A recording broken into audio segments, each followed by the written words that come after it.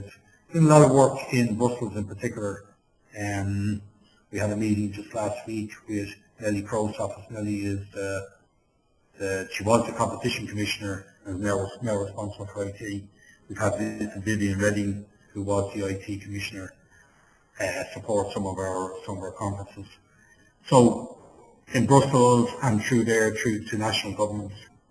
The things we do things like this. The introduction for here came from a stand that we had at the Vet Show in London last month, where Neil left from the Open Forum Europe people.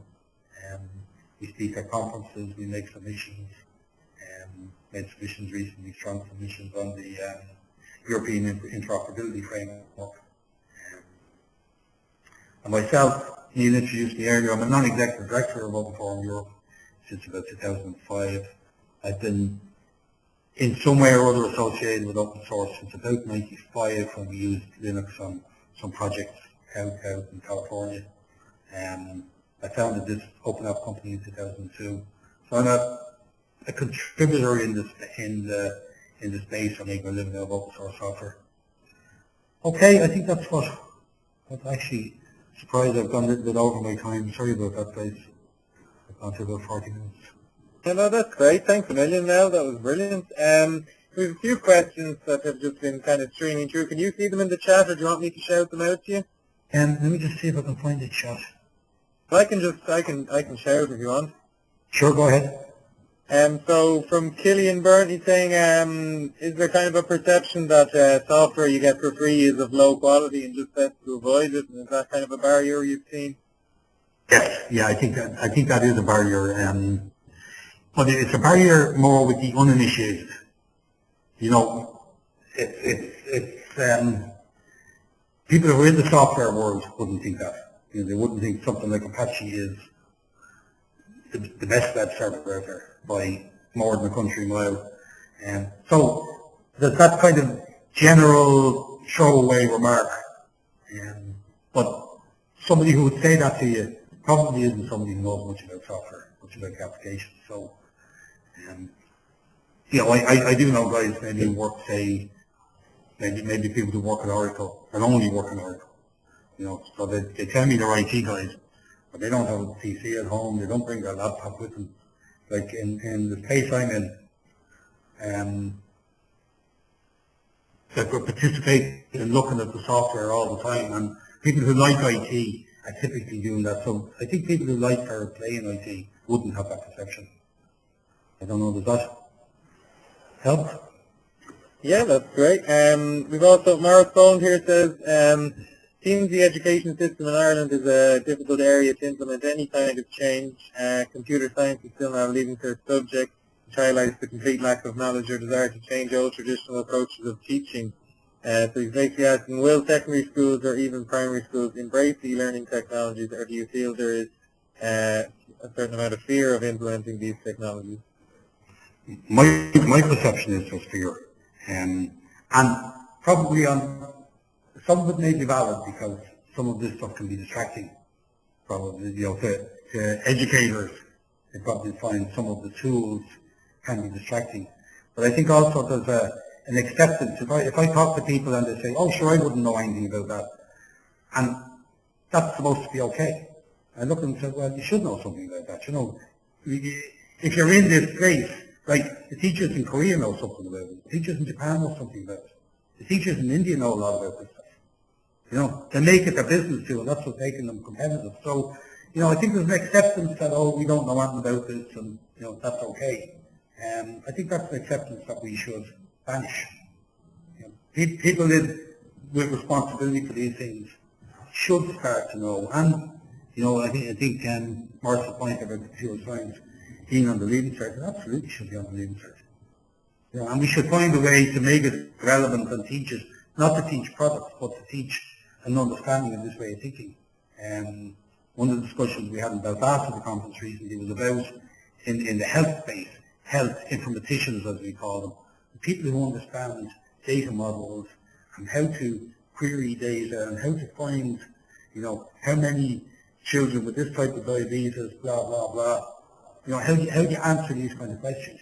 You need what we were calling a health informatician, and that's an awful bloody name, but and in some of the hospitals, we have nurses that train into this way of thinking, and it's very important going forward that we know how to do it. Okay. Okay, yeah, I think we'll take just 2 or 3 more. Just 1 second. So we have Mike is just asking, could the money saved in licenses in schools pay a salary possibly to an IT person who specialized in open source software? I don't know how much schools actually pay in licenses.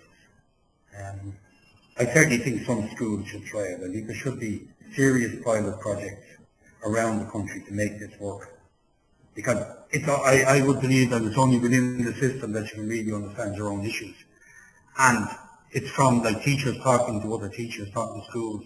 So I think some schools should be supported to do those exercises. It's very difficult to say, it's difficult to know what people actually spend.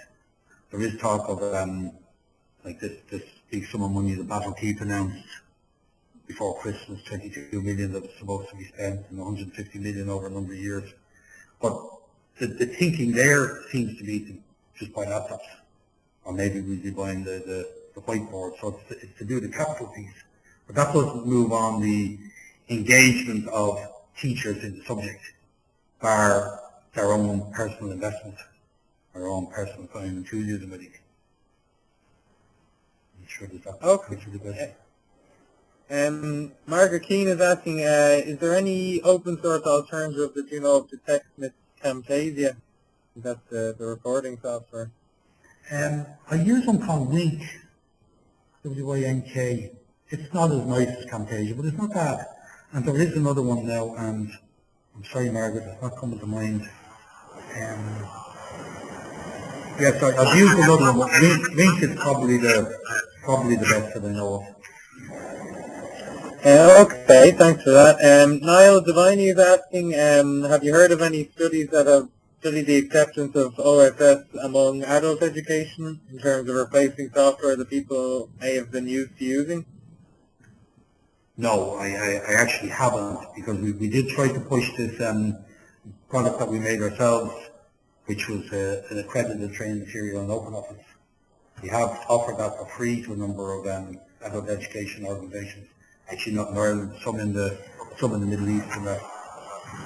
So I've been watching the space, but I haven't seen anything. Okay. Let me think, have we any more here? Peter McKay says, I'm surprised at how few teachers know about OSS. Is there any move to enlighten the ICT sections of the teacher training institutions? I know from an Open Ireland perspective, we had this organisation. I say had, it still exists, but we're not doing a whole lot. A lot of these things tend to fall on individuals, but we did make what I would consider to be a reasonably decent submission to the NCTE. And some of the slides that I presented there today were part of that submission. They were developed by a guy called Declan Jones, who's an ex-Fujitsu, was part of our group. But we never managed to get to meet with NCTE on the subject. I was asked also to make a submission to Battle Keep's Technology Committee back around September or so. This is the group that recommended that they spend money in schools. But I actually turned down the opportunity because I felt that it was very vendor dominated. If that pulls together a committee, it's chaired by Microsoft. He's got British Telecom, he's got Dell, he's got IBM, Lenovo. I think it was maybe one smaller organisation, but it was the American corporates. So just in not wanting to be a little dog chasing the car, I decided, I'm not pitching something in here because it's not fertile ground for the thinking. I do a lot of work with the Blackrock Education Centre, and they are very aware of this. Like I say, between us, we invested quite a lot of money in the training for ECDL, accredited training material for OpenOffice. Like I say, it hasn't been very commercially successful out there.